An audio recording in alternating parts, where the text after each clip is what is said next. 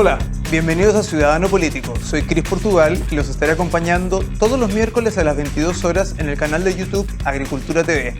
Hoy tenemos al ex congresista y ex ministro Jaime Belolio. Bienvenido, Jaime.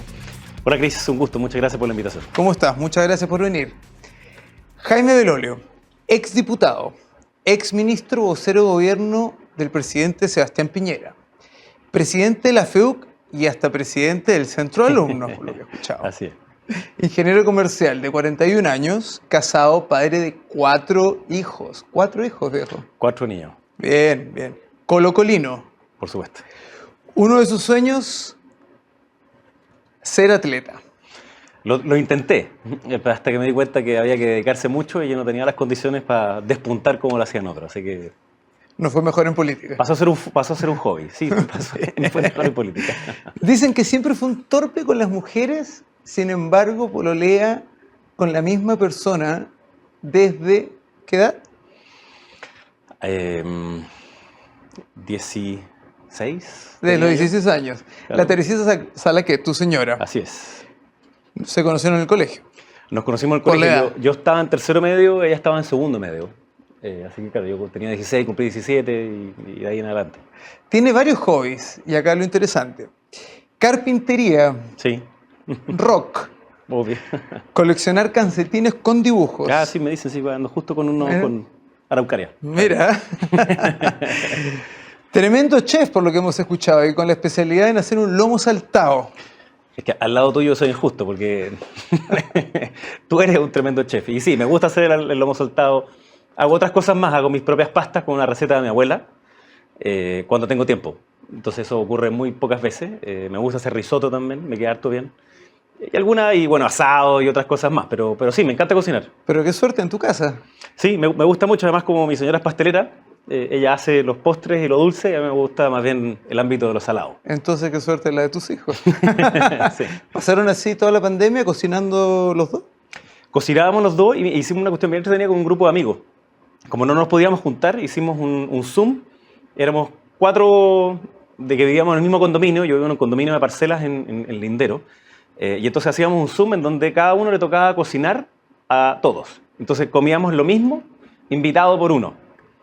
Y tuvimos 2 rondas y media. O sea, nos tocó a todos cocinar 2 veces y a mí 3.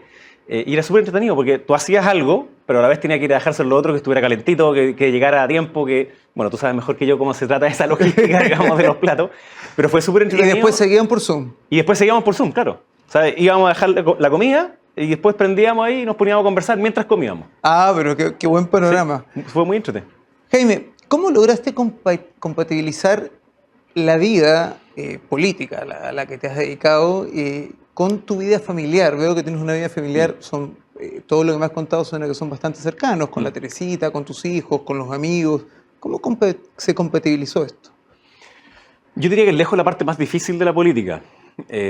Si es que uno no tuviera, o al menos en mi caso más bien, déjame ponerlo yo, no sin uno. Si yo no tuviera a mis amigos, a la Tere, a mis hijos, probablemente te consume la política a tiempo completo, porque puede ser como un hoyo negro de consumirte toda la energía todo el tiempo y abstraerte del resto de la otra realidad. Y eso hace muy mal. O sea, cuando uno no está equilibrado, ya sea en su pega o en su vida familiar o con los amigos, obviamente te pierdes de demasiado, de darte cuenta de cierta sensibilidad y empiezas a cometer muchos errores. Y bueno, con la Tere nos conocemos, como bien tú dices, desde los 16 años, entonces me conoció siendo yo presidente de mi colegio. Después me metí a la universidad, hacía atletismo, después fui consejero de la universidad, presidente del Centro de Alumnos de la universidad, presidente de la FEUC en la universidad. Nos fuimos a Chicago, recién casados. Ella me dijo, te prohíbo que seas candidato a algo. Y un día yo llego y le digo, flaca, me eligieron presidente. Me dijo, ¿pero cómo? Si habíamos quedado que no te iba a postular a nada. Le dije, si no me postulé, me eligieron. Fue designado, fue sin elección. El llamado.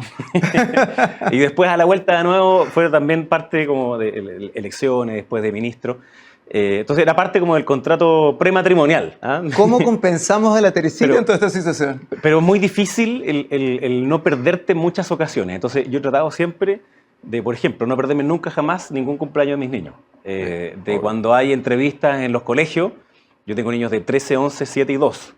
De estar ahí también, de ir a dejarlos en la mañana, de ir a dejar al más chiquitito y ir al jardín. O sea, momentos en los cuales uno no solo cumpla su rol de corresponsabilidad, sino que también de estar con ellos. Voy al estadio con ellos, que para ellos es una experiencia alucinante, por supuesto. Ir a ver ¿Son al Colo. colocolinos también? Es que en eso no hay opción. Todo lo demás es optativo. Religión, política, lo que se les ocurra, pero en eso hay... No hay. O sea, tu rutina en el día empieza yendo a dejar a los colegios al niño. Sí, ahora nos estamos turnando a veces con la Tere, porque yo voy a dejar al más chiquitito al jardín, entonces ella a veces levanta a los más grandes, digamos, y yo me quedo con el más chico más rato. Y esa compensación que me preguntabas tú, bueno, es la típica dificultad que uno a veces tiene de cuánto más tiempo le da a la política, que como te decía puede ser eterna, en charlas, en comidas, en presentaciones, en viajes a lo largo de todo Chile. Y hemos tratado siempre de equilibrarnos en eso. O sea, si yo salgo ahora, por ejemplo, si salgo mucho, hay 1 o 2 días que trato de quedarme en la casa trabajando.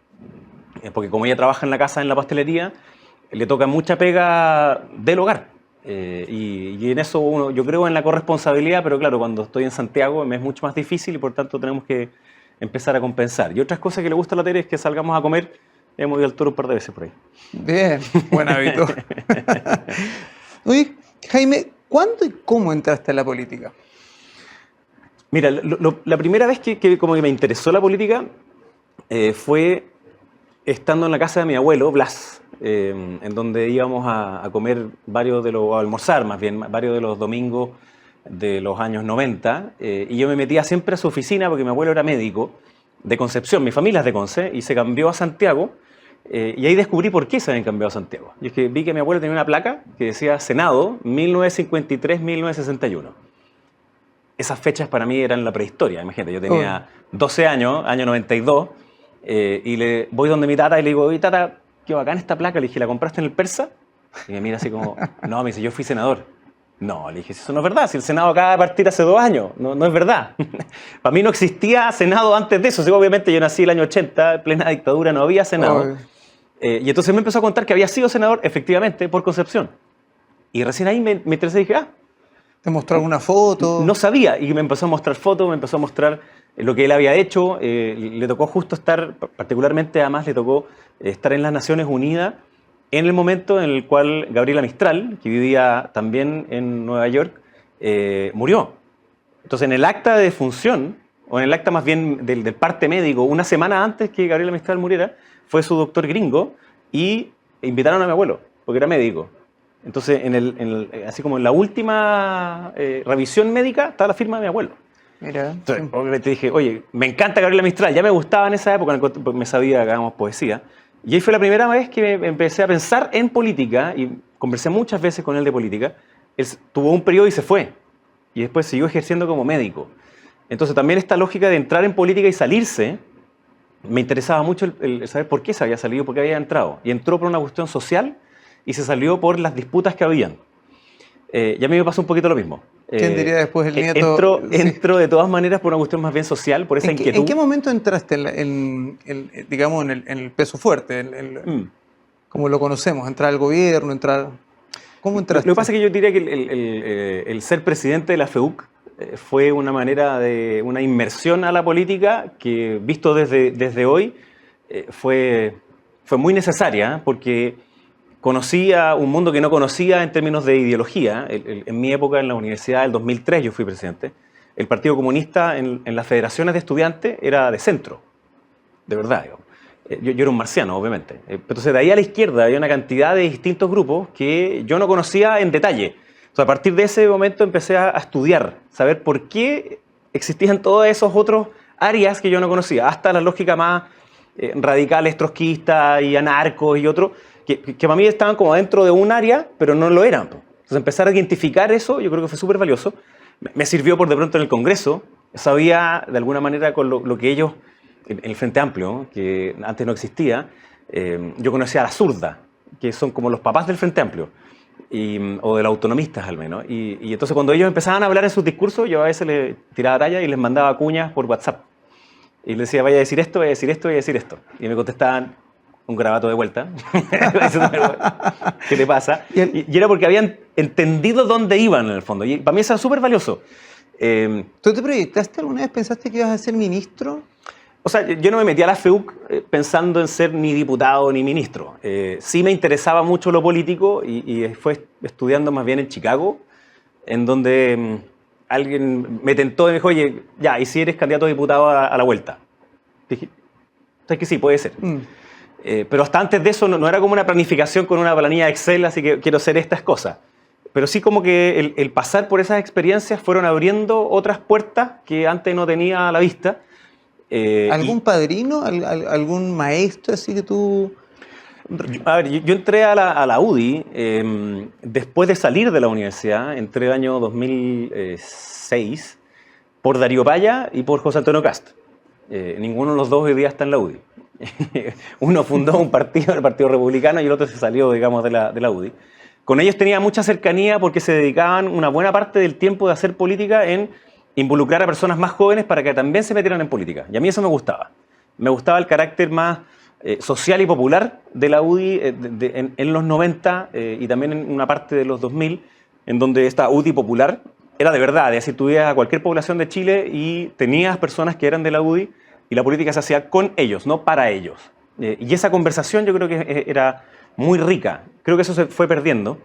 Y cuando tú pierdes esa cercanía, esa escucha activa, pierdes sintonía. Y al perder sintonía, entonces empiezas a separarte de cuáles son los problemas, cuáles son las palabras que ocupan las personas, cuáles son sus vivencias en su vida cotidiana, y entonces no puedes hacer buena política. Por más que teóricamente seas muy bueno. ¿Hoy la UDI para ti está en sintonía? ¿Está en sintonía con lo que está pasando? ¿Sigue esta misma lógica de la UDI popular en contacto? Yo creo que está cambiando de rumbo de manera importante con Javier Macaya a la cabeza. Creo que ha hecho varios giros que me gustan mucho.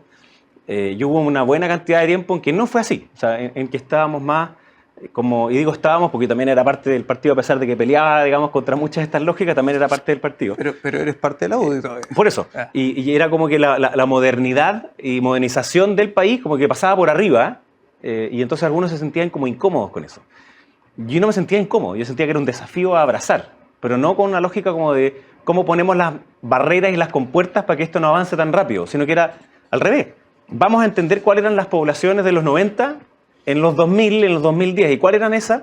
Son los barrios de clase media, que tienen otras aspiraciones, que tienen otras necesidades. Entonces, yo creo que ahí hubo un despegue de entender muy en detalle qué es lo que estaban viviendo y sintiendo las personas.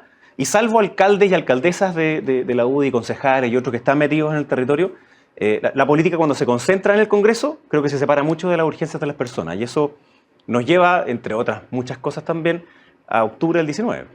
Oye, Jaime, y parece que en esto, por lo mismo que tú estás contando, que esta apreciación que tienes tú sobre lo que tendría que haber sido el futuro y dónde estaba parado el partido en ese minuto, te tienen... ¿Alguna vez escuchó que te dijeron algo como que eras el ala liberal de la UDI?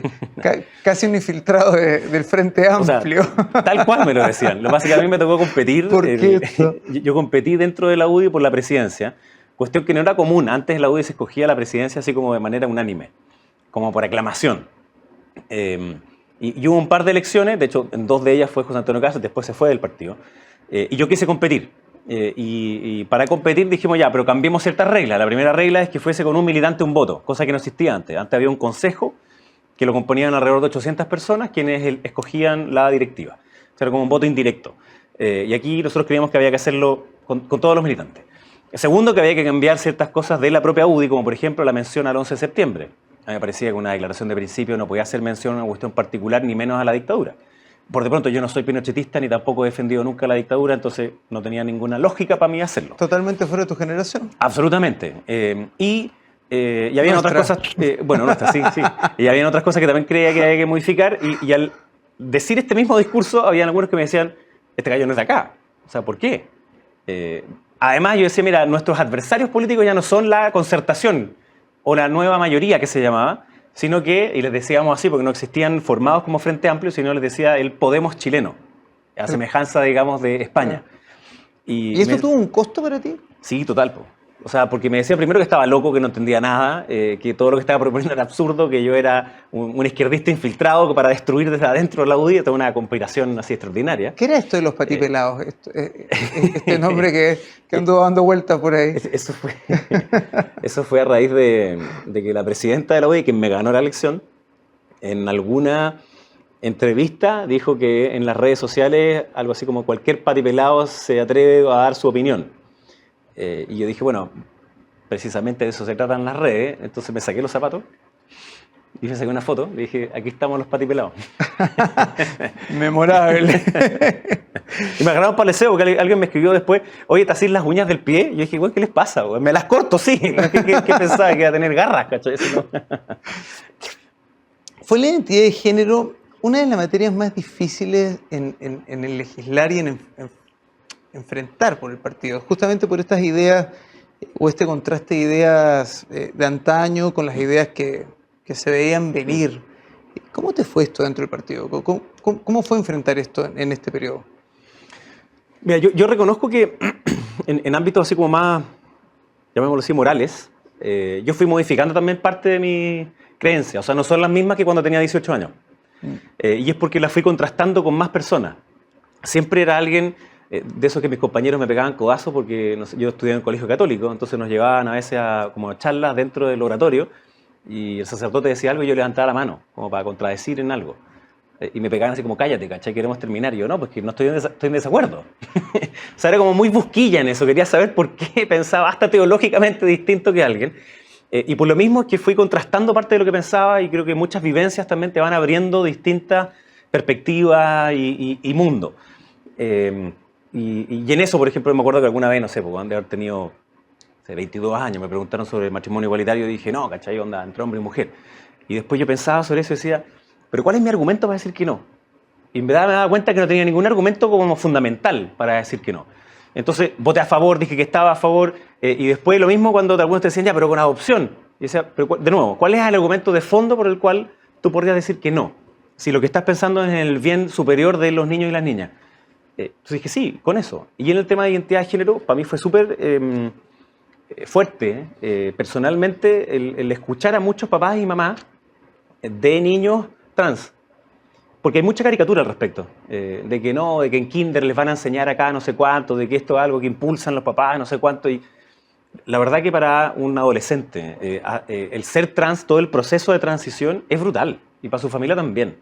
Y el saber, por ejemplo, que las personas trans tenían una expectativa de vida como de 40 y tantos años, porque muchos de ellos tenían problemas de salud mental y terminaban algunos lamentablemente en suicidio o con grandes discriminaciones, era algo como de humanidad. Entonces, para mí la libertad, y cada vez en eso me he puesto más liberal, para mí la libertad tiene límite en la dignidad de otra persona. Y esto era justamente en favor de esa dignidad. Entonces yo entiendo y respeto a aquellos que son más conservadores, pero en política a mí me parecía que si tú argumentabas desde tu perspectiva de fe, bastaba con que el que estaba frente te dijera, yo no creo lo mismo que tú. Y se acababa la discusión, pues. Porque la fe no es discutible en ese plano, sino que, si uno pudiese decirlo más filosóficamente, yo ocupaba argumentos kantianos, digamos, de la pura razón en por qué tú podías llegar a una visión antropológica en la cual quisieras respetar la dignidad de la otra persona. Y en el matrimonio igualitario, en la adopción y en el cambio de sexo registral y por tanto identidad de género, me parecía que eran argumentos muy fuertes desde la perspectiva de la dignidad de las personas que había que defender y promover. En esta búsqueda de libertad que estás comentando, que lo encuentro admirable, por cierto, una persona que, no quiero ocupar la palabra evoluciona, pero una persona que avanza en el sentido que sea... Yo sí considero que es una evolución, así que no hay Sí, problema. una evolución, sí. O sea, es una modificación del pensamiento, pero sí, sí. Puede entenderse como una evolución. ¿Tuviste costos? ¿Te significó un quiebre o un cambio de relación con José Antonio Kast, por ejemplo? Completamente, porque José Antonio, una de las razones que a él lo impulsaba a estar en política era una cuestión más bien conservadora. De nuevo, yo respeto profundamente a las personas que son conservadoras. Yo no creo que la religión sea algo que hay que ocultar de la vida pública. Al contrario, creo plenamente en que tiene que poder ser expresada, digamos, libremente. Y yo tengo mis propios problemas con la fe y eso es otro plano, digamos. Pero en el ámbito político, me parece que si tú consideras que la política se basa en los valores religiosos, no son discutibles. Si la doctrina religiosa es una doctrina, no es algo, tú puedes, claro, tener intérpretes sobre esa doctrina, pero no es algo en la discusión de política pública, en la discusión de el para qué de las políticas públicas, de la filosofía política. No es que tú puedas abstraerte de tu pensamiento completamente y decir, ya no creo, ahora creo. ¿Ah? Así como que se saca una polera, no, ya no creo, ahora creo. Entonces, obviamente que partes desde un lugar, pero tratar de abstraerte de la familia que venías, de la lógica de pensamiento en la cual venías, para tratar de formar tu propio pensamiento, creo que es muy importante. Y para eso tienes que ser capaz de escuchar. A mí me encantaba escuchar y ir a escuchar a aquellos que pensaban distinto que mismo, no los mismos, que lo pensaban muy parecido. Entonces me pasó con él que tuvimos esos choques. Él probablemente esperaba que yo fuera como muy similar en pensamiento a él, y la verdad es que no lo era desde que me conoció. Siempre era, de nuevo, muy busquilla en tratar de ir a conocer distintas experiencias, distintos autores. O sea, cuando leía a Marx, a Engels, y a Trotsky, no es porque estuviese pensando en ser trotskista o marxista, pero me interesaba saber por qué pensaban lo que pensaban. Y a veces eso reafirma tu propia convicción y otras veces te hace dudar. Yo creo que en la duda está la parte esencial de la apertura mental y de la política, en que no siempre tienes que tener la razón. Si tú partes de la perspectiva que tú tienes la razón y que todo lo que te va a decir el otro es para tratar de derribar tu fortaleza, entonces no hay debate, ni tampoco hay diálogo, porque el diálogo se trata de que yo considero que tú y tus opiniones son exactamente igual de válidas que las mías, y entonces encontrémonos en ese camino en el cual nos decimos las cosas. El debate tiene como objetivo el final, que te gano el debate, lo hice mejor que tú, pero igual valoro que tú hagas y digas esas cosas. Entonces me pasó con él que quebramos un poquito en eso, en que yo no calzaba dentro de ese molde en el cual, no sé, pues los límites de la cancha estaban como prerayados, y yo creía que los límites de la cancha había que ir moviéndolo, empujándolo y a veces cambiar las reglas del juego. Cuenta la historia que tú eras de los congresistas que cruzaba el Congreso al otro lado de la cámara y conversabas más con el otro lado que los tuyos. Eso era literal. Y además yo me sentaba en primera fila, porque como soy súper disperso, sentarme en primera fila era para mantener la concentración. Igual que en el colegio, así me echaban rápido también. Y claro, cada vez que hablaban algunos de la oposición en ese momento, no, mentira, nosotros éramos oposición al principio, porque yo estaba en el primer gobierno de Michelle Bachelet, en el segundo, perdón, de Michelle Bachelet, y los escuchaba hablar a ellos y me interesaban sus argumentos. Entonces iba y les preguntaba, oye, ¿y qué onda? ¿Y por qué dijiste eso? ¿Y cómo ves esto? No sé, eran muchos debates en educación. Y yo me había especializado en educación. Entonces teníamos largos debates filosóficos y prácticos. Y claro, una vez me echaron la talla dentro de la bancada. Oye, ¿por qué pasáis tanto tiempo allá en vez de conversar con nosotros? Bueno, dije, porque yo ya sé lo que piensan ustedes, pues quiero saber lo que piensan ellos. Y eso me hizo generar un lazo también con el presidente Boric, entre otros, y otras personas más que hoy día están en el gobierno. ¿Eres cercano al presidente? Sí, somos cercanos, nos conocemos hace tiempo, nos tenemos mucha confianza, tenemos esa relación en la cual podemos decirnos libremente todo lo que pensamos, y no por eso, de nuevo, tratar de convencer al otro, pero sí que al menos vea ciertas alertas que a veces uno no ve, porque por su manera de pensar, por las personas que a veces te rodea, hay ciertos aspectos a los cuales eres ciego. Entonces es súper importante estar en foro, escuchar cosas que no te gustan. Si la libertad de expresión en el fondo es aceptar que el otro diga cosas que no te gustan, pues si aceptar que las otras personas digan lo que te gusta, da lo mismo, está bien, pero perfecto, es lo que el otro no te gusta. Y en ese mundo tampoco se trata de querer ir a martirizarte, digamos, para que te saquen la cresta en otros debates donde siempre eres minoría, pero sí entender, escuchar, saber. Yo creo que ahí es clave, y no todos ven la política de esa misma lógica. Es más fácil estar en la trinchera, juntarte con los propios y tirar piedras para el frente, pero eso destruye los puentes de diálogo en vez de construirlo, y yo creo que en esta época particularmente lo que más necesitamos son esos puentes de diálogo. En esta reconfiguración de fuerzas políticas y en estos puentes de diálogo, ¿cómo ves tú que queda reconfigurado, por ejemplo, el centro político? ¿Dónde ves a la UDI? ¿Dónde ves a Jaime Belolio en esta reconfiguración de fuerzas? ¿Dónde ves al presidente Boric, por cierto? Yo creo que lo pasó con el plebiscito. Es algo que pudiese marcar, no sé si un rebaraje inmediato, pero sí una conformación distinta en fuerzas políticas, porque aunque no sea tan evidente hoy día, fue una como coalición ad hoc, porque no es que se hubiese firmado, digamos, como coalición, la del rechazo, que era transversal políticamente, es decir, estaban las derechas, yo creo que hay que hablar en plural en eso, pero también estaba el centro y la centroizquierda, o una buena parte de la centroizquierda. En cambio, en el apruebo estaba solo la izquierda, o las izquierdas, de nuevo. En donde hay una que es apruebo de dignidad, que es donde está el presidente Boric, que yo lo veo tensionado entre la lógica PC hacia la izquierda y la lógica socialdemócrata de el PS hacia el PPD y qué sé yo, y una parte del Partido Radical y la DC. Y yo veo que el presidente Boric trata de compensar esas dos líneas, pero a veces muy tironeado por la lógica PC, y creo que cuando están muy tironeados en general tienden a mirar hacia esa izquierda, no hacia la otra.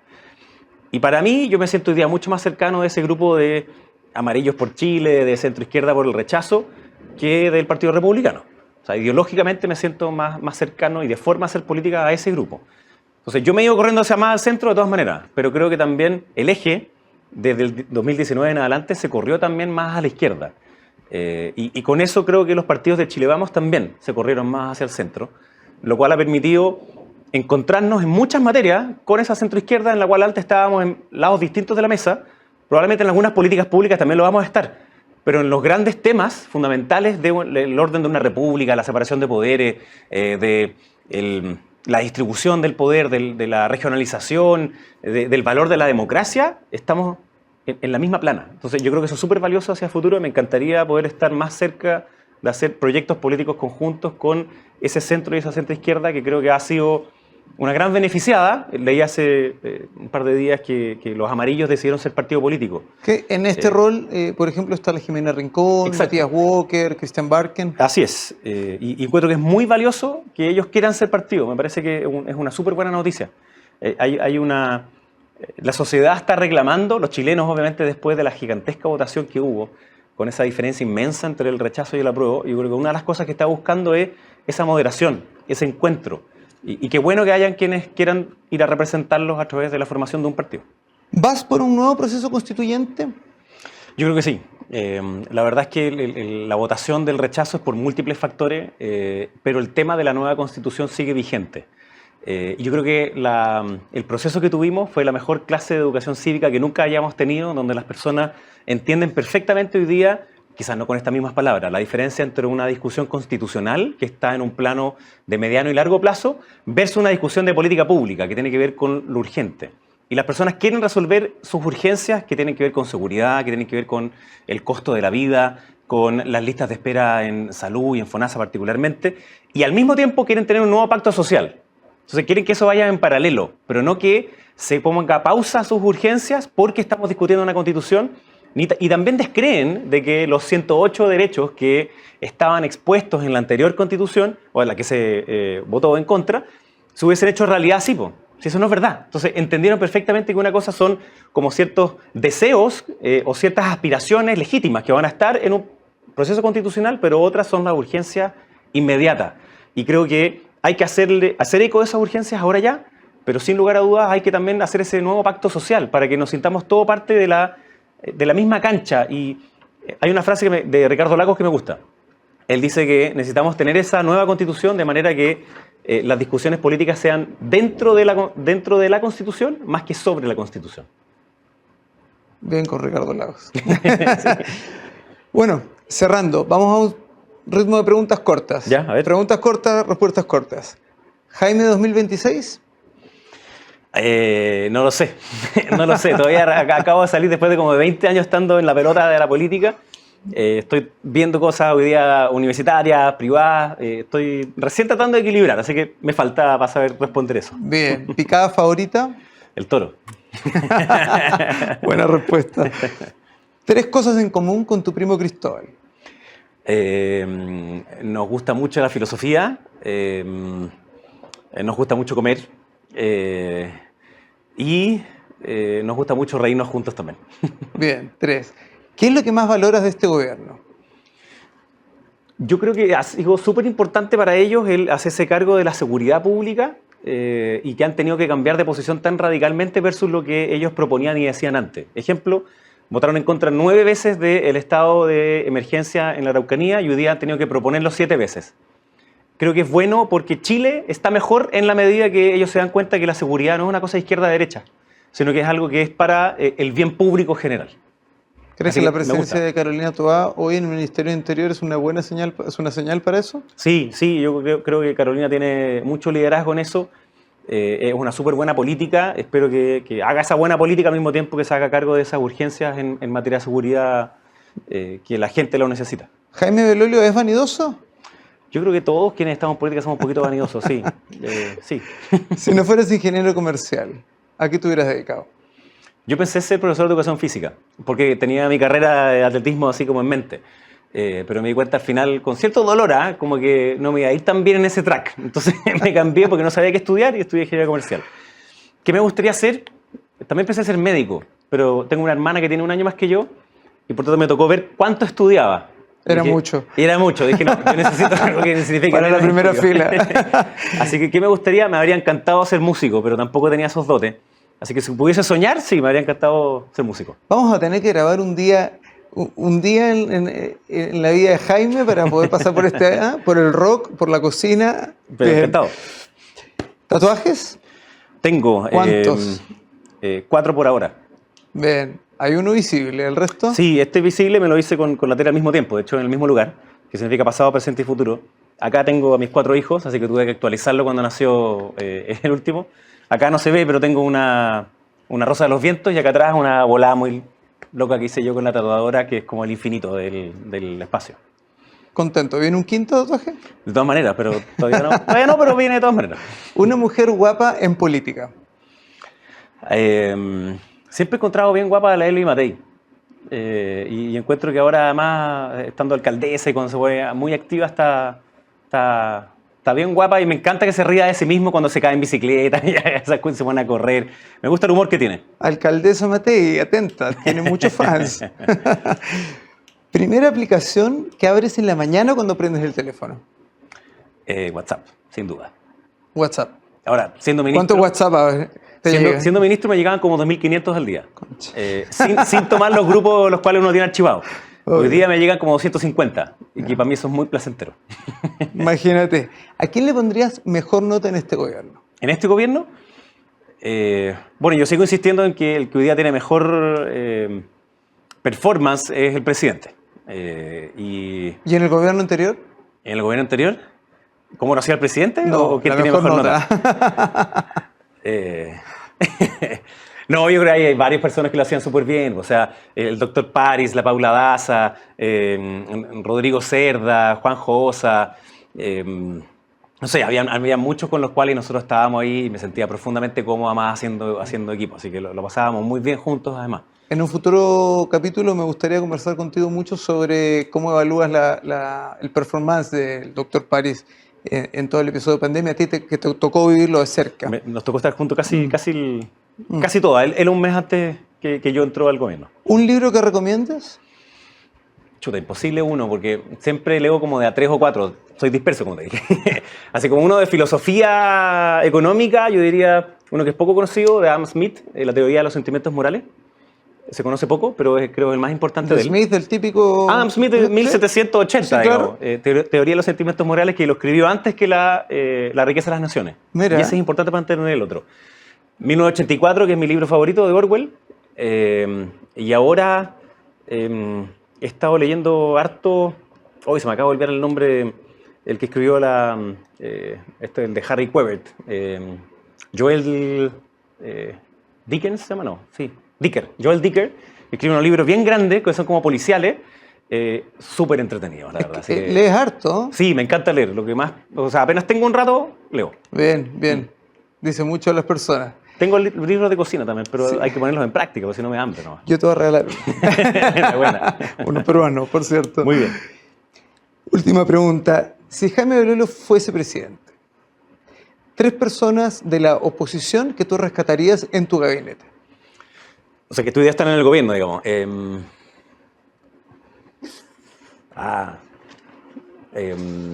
ver, Carolina Toá, yo creo que es una persona que es muy potente. Vlado Mirosevic es una persona a la cual le tengo harto aprecio. ¿Quién fue vocero de la prueba? Fue vocero de la prueba. Y bueno, después de la experiencia que le ha tocado al presidente Boric, también lo llamaría para pedirle consejo. Sin duda, y amigo además. Es obvio. Bien, este fue Ciudadano Político. Recuerda que nos puedes ver y volver a ver en nuestras redes sociales, en YouTube, en Agricultura TV. Hoy estuvimos con Jaime Belolio. Jaime, muchas gracias por habernos acompañado. Un gusto, Cris. Y esperamos verte luego acá. Nos quedaron muchos temas pendientes. Cuando quieras. Buenas noches. Gracias.